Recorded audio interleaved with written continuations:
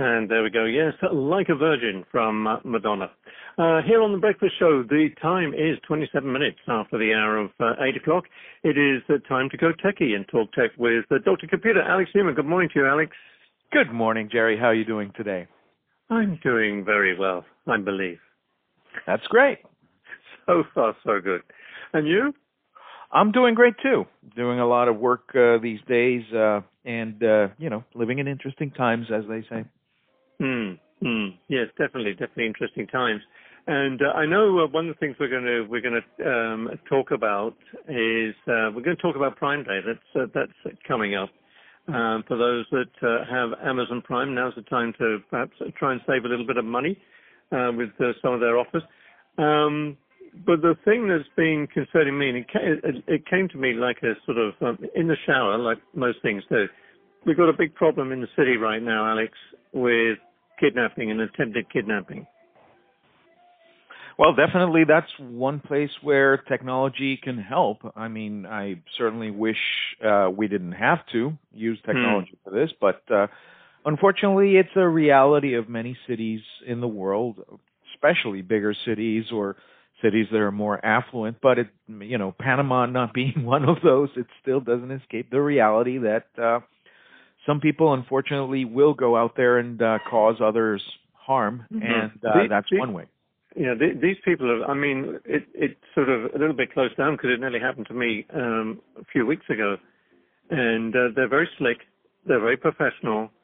What happened to me, I've said it on the program before, I was leaving a Rocha. It was early, I think it was a Saturday morning, when not long after we could go out on Saturdays. I went down to a Rocha.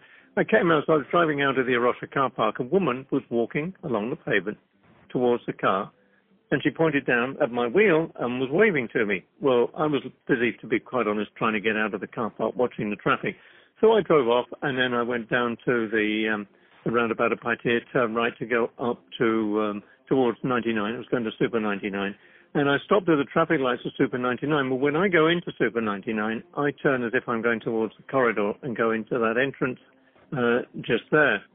And when I stopped, because I was stopped on the left-hand lane, car came up on the inside. The driver was looking down, looking at my wheel and waving at me. And I know my car very well. So I'd already given it a little bit of welly going down to 99, so I can check if I've got any vibration on the wheels or anything. So anyway, I turned off and I went into Super 99, and I just sort of not long pulled in, and this guy walks past. He's got a jacket on, and he's got like Porsche badges on it, and Mercedes and things like that. And I get out of the car, and he says, "Oh, you've got a problem?" And I said, "Why?" He said, "Well, and he was looking at my wheel." I said, "No, I don't think I've got a problem." He said, I said, "Anyway," I said, "I'll just call my mechanic." Now, the thing is, when I'm in a situation like this, it's not difficult for me to claim ignorance, but I just speak to them in English. That puts them off for a start, because I think, well, we're not going to get very far with this guy. And he walked away. It's very, very slick, because the thing that gave him away, he said, "Oh, it's a good job you didn't carry on to the corridor." How did he know? Because he was in that car that stopped next to me at the traffic lights. You have got to be very, very, very careful right now. Be alert. Look in your rearview mirror. See if there's a car that's been there for too long. If there is, stop and see if it stops or let it keep going. Make sure you're in somewhere where there's a lot of people. When I go to Super 99, because you need to go in the main entrance anyway, I do not park upstairs. I park with the car park. I make sure there's people around when I get out of my car, and the same when I go back. And if you're taking a reasonable amount, make sure you get the boy to take you. There's somebody else there as well. But I know you're going to say, but one of the things I thought about, Alex, was that if I could activate my phone without getting it out of my pocket. Now, one of the things I sort of came across here was, you see, when I have a shower in the morning, if I say to my phone, it's going to come up, "Okay, Google, what time is it?" It's 8:30 a.m. See, it'll tell me the time. Now, my phone is off. Okay, not powered off, but is off. Why can't I do that and ask it to call an emergency number? You should be able to, although I would probably try an app such as the one called Help I'm Being Kidnapped. It was developed around 2011 or so, and Okay. yeah.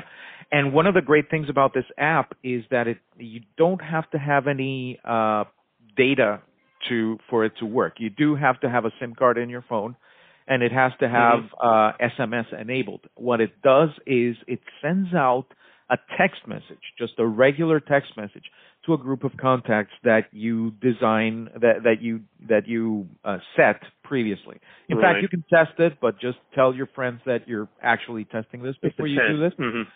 It will send out every 15 minutes a Google Maps URL with the location of where you are. If you don't have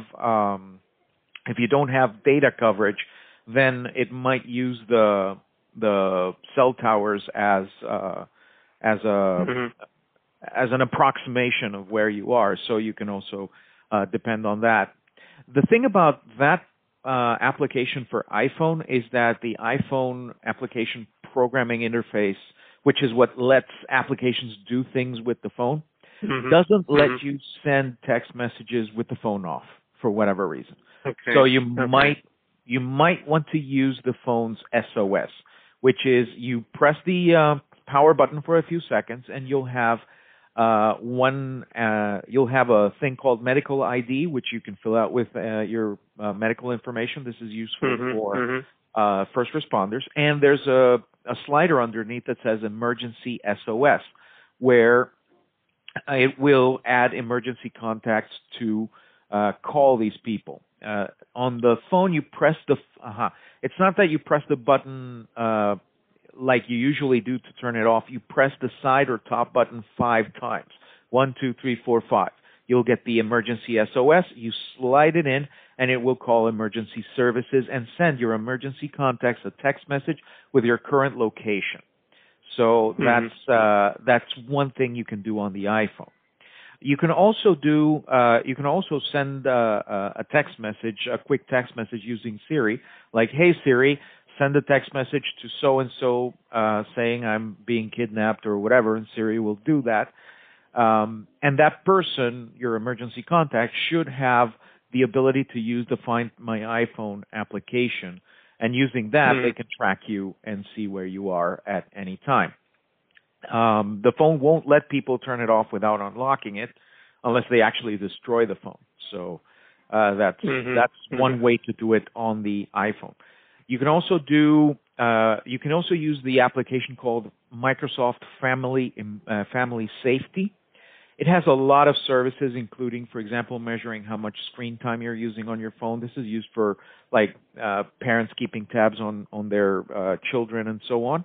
But one of the functionalities is to share the location with your family members and even set up geofencing, which is like having a virtual fence around a certain area, and you can have it tell you when the phone has left that area so that you'll be alerted even without taking the phone out of your pocket if you were taken out of a certain geographic area. So that's another alternative that you can use. But I think the best alternative also is not a technological solution, it's a cultural solution, and it is to do what you're doing. Be aware of your surroundings and try to do things in a way that makes it difficult for people who will want to harm you to make you a victim of this. Tell me, I don't know if you know much, the Help I'm Being Kidnapped app on, say, a Samsung, can that be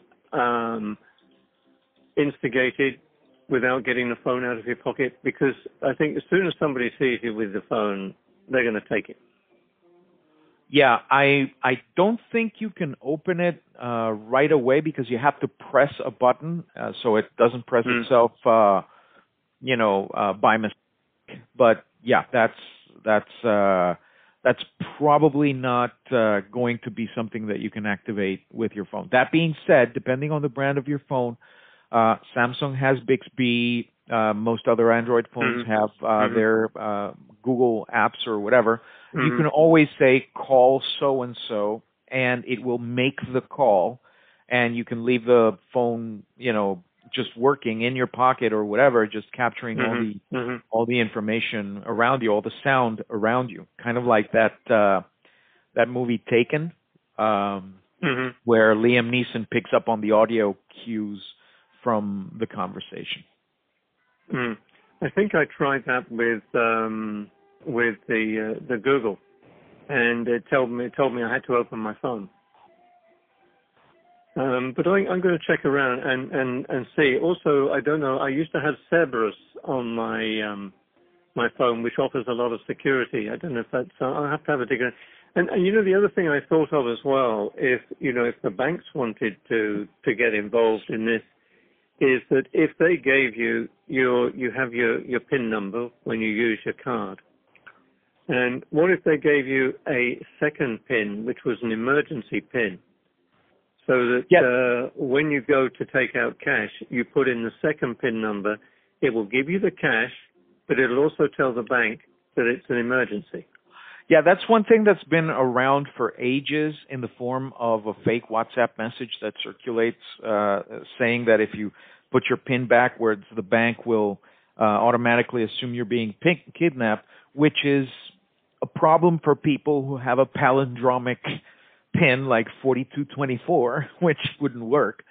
But yes, that would be an interesting application that could be tied to the phone banking app, that the phone banking app could then tell where you are or what's going on or take photos or whatever. Yeah, in concept, I think that's a great idea, but we'd have to see what the implications would be, because I'm sure that some people would complain about privacy, some people would complain about. It wouldn't be. It's no good doing it on your telephone app because they want cash. They're going to take you to the ATM. Now, if I go to an ATM.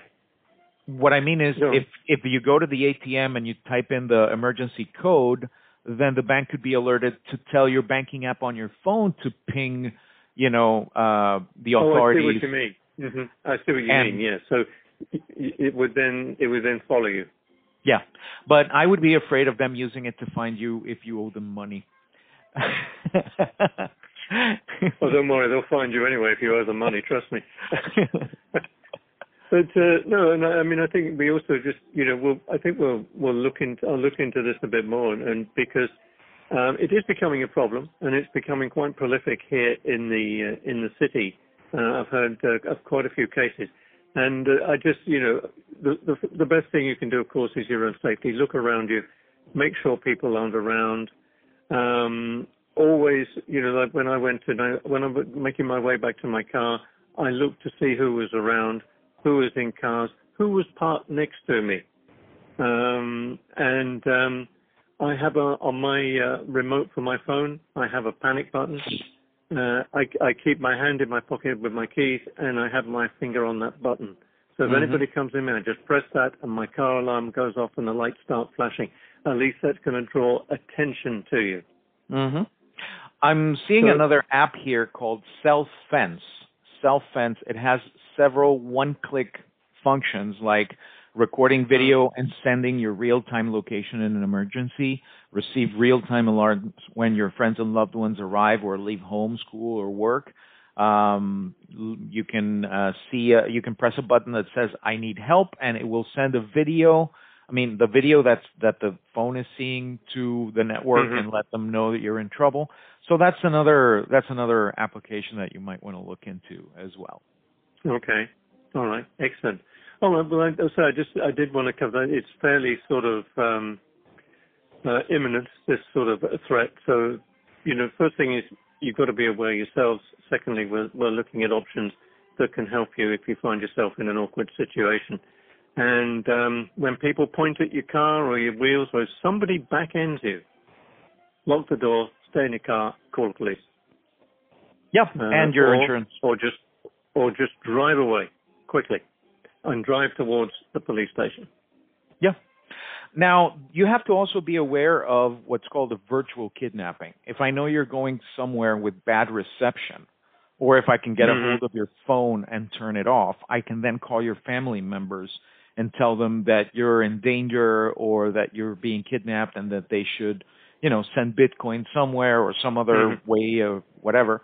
And then when you finally pop up and say, hey, my phone was stolen, or I had bad reception, then the deed is done and the person can walk away, and you never had contact with that person or whatever. So it's a crime that happens from time to time. So you have to be aware of that. And if somebody says, well, I kidnapped your family member, you can ask them, okay, so what were they wearing, and ask them what the password is or something like that. And you can agree on a certain password that if you're kidnapped, they have to give that. Or you could have something like a word that you could mention in casual conversation that wouldn't usually come into casual conversation, that would indicate that you are being in either kidnapped or in a dangerous situation. Like, hey, how's that shoulder treating you, or something like that, and you don't have any shoulder injury. You can also agree on something like that, so that if it comes up on conversation, you know that there's a problem. Excellent. Well, we are coming up on looking at things on a lighter note. Time to spend money with Amazon. Yes, but very, very carefully, and I would say, responsibly as well. So yes, really? Amazon. Yeah. Well, we try. We definitely try. Not very well, but yeah. So 5 days to go right now. You have a lot of pre-Prime Day deals, like the Echo Auto for $19.99. That's less than half the price. So if you want to have so-and-so, Fulanexa, in your car, you can have it for $19.99. There's new Echo Dots. There's Echo Show 5 is for half the price, $49.99. So that's another interesting device. And there's a whole bunch of other offers that you can take advantage of in Amazon. If you're not an Amazon Prime member, I just sent you a link and people can go there. And you can become a member for a 30-day trial. And if you've already taken care of that and had a trial, but you can't have another trial because your previous one expired, you can always subscribe for a month for $13. And just, if you can save more than $13, then at least you come out ahead. And then you can cancel it whenever you want. So they're going to have a lot of offers. So I've got a couple of tips that you might want to look into. The first one being, remember that anything that could blow up in a plane will take more than a month to come to you in some cases. Things like batteries. Yeah. I learned that the hard way because I had a couple of laptops that needed a battery change, and I had to wait for almost a month, because they have to go on a special flight, and it has to be, blessed by a certain number of priests and insured for so many millions of dollars or whatever. So so be careful with that. Remember, Second thing, we talked about those things because I had a battery in Miami arrive, and they wouldn't send it, and that is a week ago.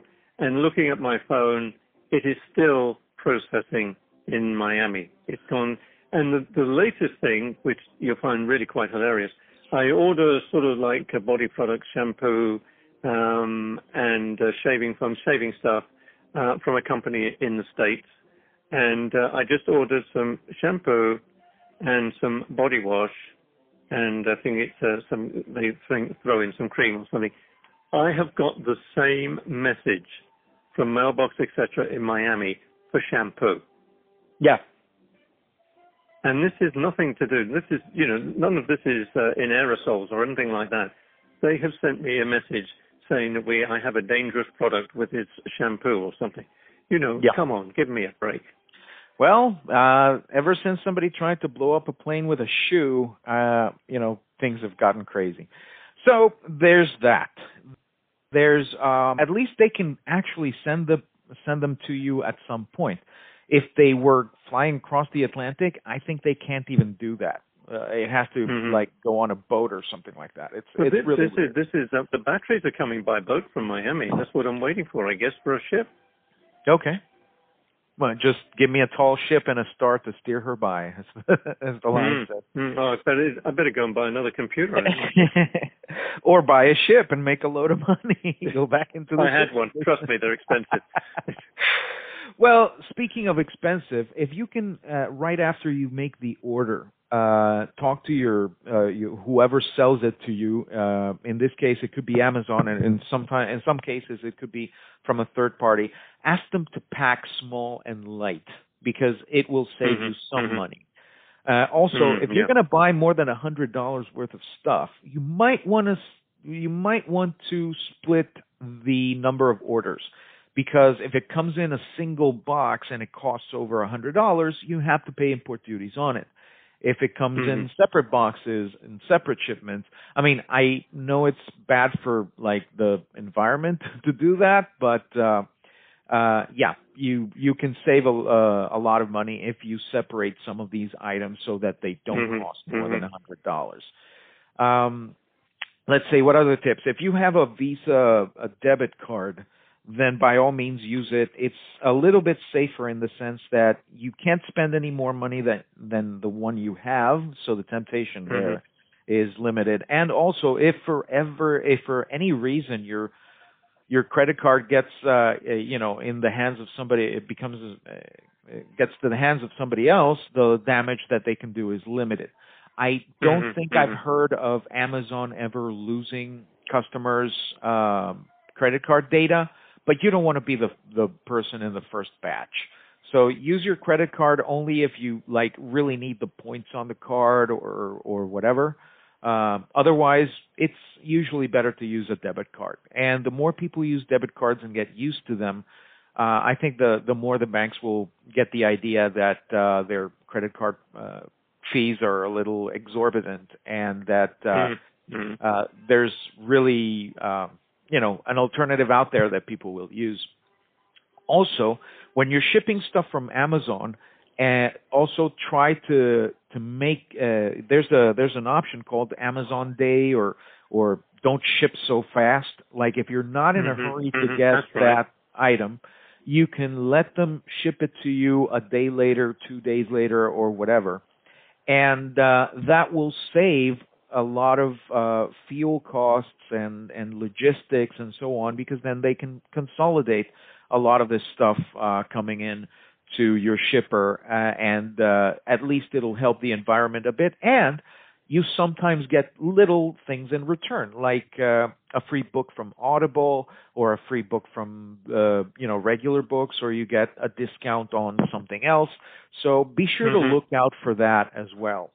Also look out for, any coupons or coupon opportunities. And a lot of the times Amazon will have some sort of like a scavenger hunt on their website. You start looking for stuff in certain categories, and it directs you to another one. Sometimes you get interesting discounts that way. So that's another tip that you might want to explore.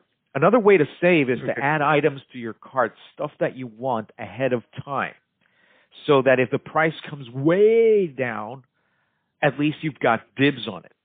One of the things that happens a lot in Amazon Prime Days is that they run out of the stuff you want seconds after you find out it's there. So it's not a bad idea to add the stuff that you really need and see on October 13th if they're in stock and just whip them up right away. You can also turn on one-click purchasing so that if you find a really good price on an item, you can just buy it before somebody else buys it from under you.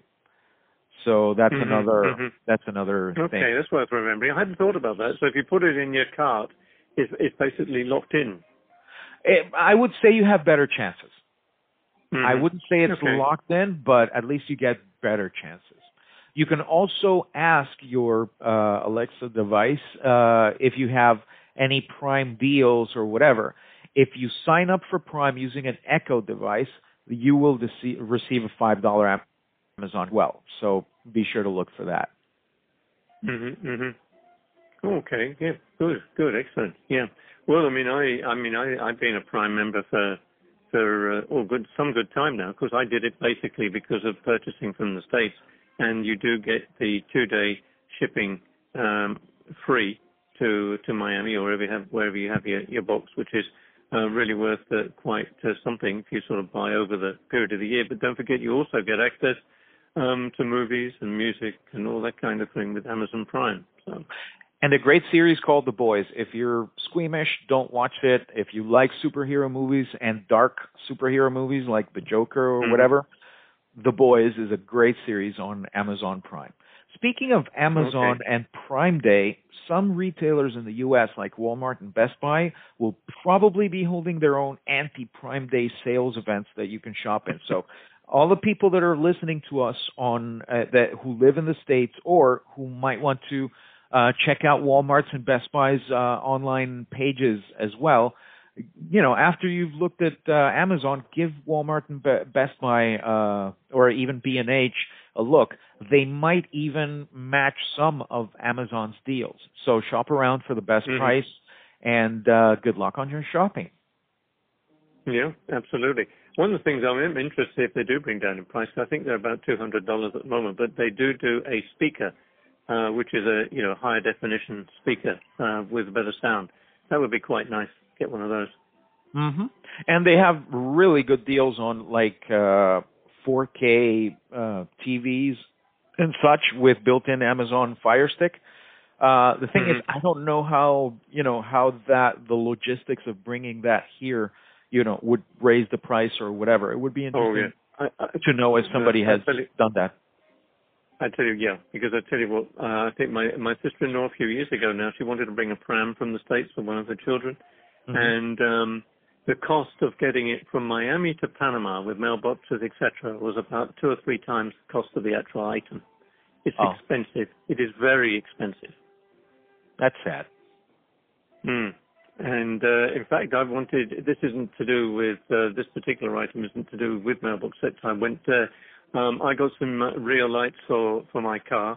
The first set wasn't, there's a problem, so they sent me a second set. I was going to send back the original set. I put it back in the original box, which it came to me in. I took it to mailbox. They got on, it was DHL, and they measured the package. It wasn't huge, but it wasn't small. Over $300 to send that to the UK. It would have been. It would have been better. It would have been better just to buy a seat on the plane, and at least it might have got some coffee or a drink or something. Oh, so anyway, I got in touch. I was very lucky. I got in touch with the people in the UK. They said, forget it. Don't bother. Just keep it there."